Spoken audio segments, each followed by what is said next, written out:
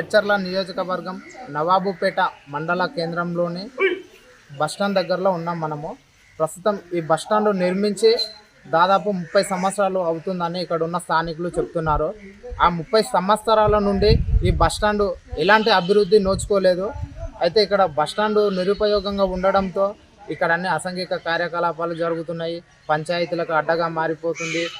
అయితే ఇప్పుడు మనం ప్రస్తుతం ఒకసారి బస్టాండ్ ఉన్న పరిస్థితిని మీకు ఒకసారి చూపించే ప్రయత్నం చేస్తాను నేను.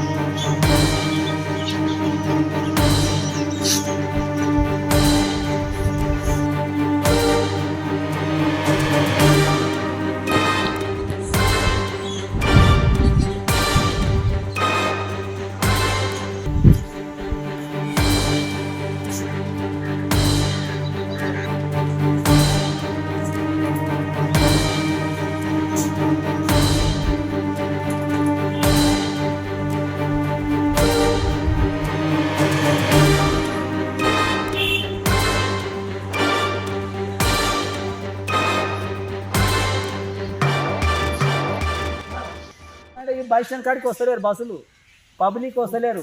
ఇది ఎక్కడో పాడువాడు అట్లా అయింది. దీనికి మంచిగా మరమ్మతు ఏదన్నా ఇంత చేస్తే దీనికి మంచిగా అవుతాయి. చుట్టుముట్టు చెట్లు తీయాలి, అంత మరం కొట్టిపియాలి, మంచిగా నీట్గా చేస్తే పబ్లిక్ బస్సులు ఉంటాయి.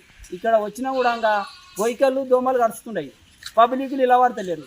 ఇది మొత్తం సీడు లేచింది, పాడుగోడలు ఉన్నాయి. కరెక్టేనా కదా నేను చెప్పింది? ఏమన్నా మంచి నీట్గా ఉన్నతోనే ఇలా పడతాడు. నా పేరు మొహమ్మద్ ఇర్షానుద్దీన్, నవాబేట జడ్చర్ల కాంతి. నేను దాదాపు చిన్నప్పటి నుంచి చూస్తున్నా ఈ బస్టాండ్ మొత్తం పాడుపడిపోయింది. కానీ ఎవరు ఏ అధికారి కూడా అసలు ఆర్టీసీ డిపార్ట్మెంట్ అధికారులు మాత్రం పట్టించుకోవట్లేదు. నేను ఒక 3 నెలల 4 నెలల నుంచి పేపర్లో చూసినా, ఏ పేపర్లో వేసినా కూడా అసలు ఎవరు డిఎం పట్టించుకోవట్లేరు, ఒక సజ్జనర్ కూడా పట్టించుకోవట్లేరు. ఇంతకుముందు పేపర్కి వచ్చిన దానికి సజ్జనర్ గారు చెప్పారు ఈ 3 నెలల్లో వినియోగంలోకి తెస్తాను. మీరే ఒకసారి చూడండి, మొత్తం పాడుపడిపోయినా కూడా ఇప్పటివరకు కూడా వినియోగంలోకి తీసుకురావట్లేదు. మొత్తం ఇక్కడ పంచాయతీలకు అడ్డ అయిపోయింది, పాములకు అడ్డ అయిపోయింది. కానీ ఎవరు ఇప్పటి వరకు కూడా ఏ అధికారులు కూడా స్పందించి దీన్ని వినియోగంలోకి కూడా తీసుకురాలేరు. అక్కడ బస్టాండ్లో ఆపడం వల్ల ఏమవుతుందంటే పబ్లిక్ యాక్సిడెంట్లు అవుతుంది. ఇప్పుడు మేము గుద్దినా సరే ఇప్పుడు వాళ్ళు వచ్చి మా మీనే కంప్లైంట్ ఇస్తారు తప్ప వేరే లేదు. బస్సులను తీసుకొచ్చి ఆపడం వల్ల మండలం ఇక్కడనే ఉంది, హాస్పిటల్ ఇక్కడనే ఉంది, మొత్తం ఇక్కడనే ఉన్నాయి. కానీ చాలా మటుకు ఆ ఉద్యోగస్తులు కూడా ఆడ నుంచి నడుచుకుంటూ రావాలంటే దాదాపు కిలోమీటర్ వరకు నడుస్తూనే పోతుర్రు. దీన్ని అసలు పట్టించుకునే నాదుడే లేకపోయింది. దాదాపు 10-15 సంవత్సరాల నుంచి ఇక్కడ మీరే చూడండి, పంచాయతీలకు అడ్డగా మారింది. అసాంఘిక కార్యక్రమాలు అవుతున్నా కూడా ఎవ్వరు అసలు పట్టించుకోలేదు. అసలు ఇది కట్టి లాభం ఏంది? అసలు ప్రజాదరణను వృధా చేస్తారు తప్ప దీన్ని కట్టడం ఎందుకు? మరి అసలు దీని వినియోగం లేనప్పుడు ఇది కట్టిరు ఎందుకు? అసలు కట్టినప్పుడు దీన్ని వినియోగంలోకి ఎందుకు చేసలేరు? అసలు బస్టాండ్ ఆడ చూడండి ఒకసారి, బస్టాండ్లో మొత్తం పబ్లిక్ రష్గా అయిపోతుంది. అంటే బస్సులు ఆడ ఆపుతారు. ఇప్పుడు యాక్సిడెంట్లు అయితే దాని బాధ్యతలు ఎవరు వహిస్తారు?